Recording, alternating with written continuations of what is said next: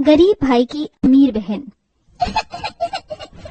भैया दीदी माँ को आग में से निकालो, उन्हें उई उई हो रही होगी।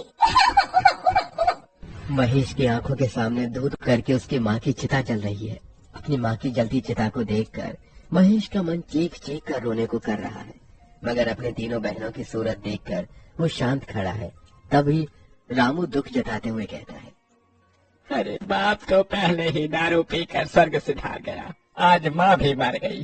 जाने बेचारा गरीब बच्चा अब अपनी 3 बहनों का बोझ कैसे उठाएगा।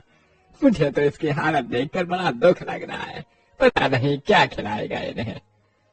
अरे भीख मांगने के सिवा छोड़कर और क्या करेगा, अब इतने छोटे बच्चे को कोई काम भी नहीं देगा।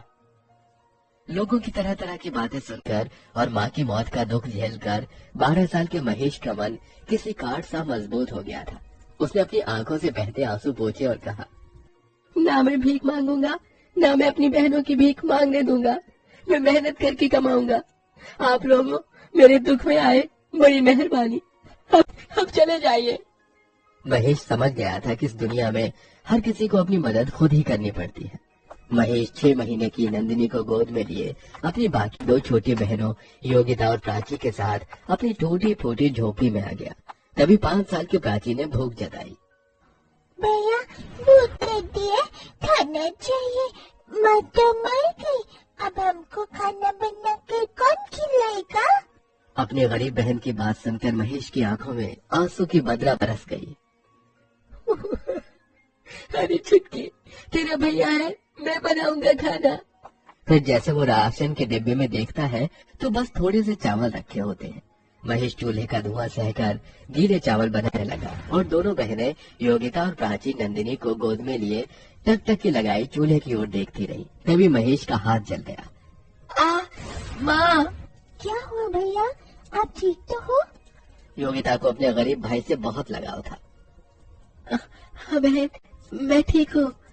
थोड़े से चावल में उसने बहनों को खिलाया और खुद भूखे सो गया, मगर मारे चिंता कि उस गरीब भाई को नींद भी कहाँ आई।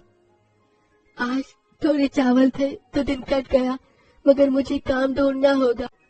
अगले दिन महेश काम ढूंढने निकल गया और लखन से कहा, चाचा, आप जिस फैक्ट्री में काम करते हो वहाँ मुझे भी कोई काम दिला दो। अरे ना बाबा ना, तुझे काम दिलाकर मुझे जेल में चक्की नहीं पीसनी, जा भाग यहाँ से। महेश निराश होकर दिन भर तपती धूप में भटकता रहा। उसके पैरों में एक चप्पल भी नहीं थी, शरीर पर एक मैला कुचैला जगह जगह से फटा हुआ एक शर्ट। तभी वो लच्छू दास के ढाबे पर आया। मोटा ताजा शरीर और निकला हुआ पेट लिए वो कुर्सी पर पसरा था। अरे जल्दी से ये प्लेट धो, ग्राहक खाने के लिए खड़े हैं। अरे ओ पप्पू, कहाँ गया तू?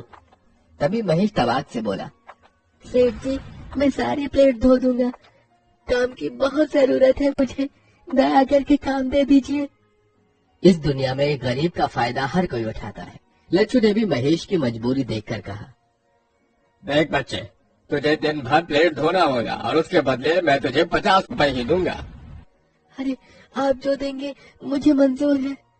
50 रुपए कमाने के लिए अब दिन भर गरीब महेश ढाबे के गंदे छोटे प्लेट धोता ताकि अपनी बहनों को भरपेट खिला सके। अपनी बहनों को पढ़ाने के लिए मुझे और मेहनत करनी होगी। 50 रुपए में तो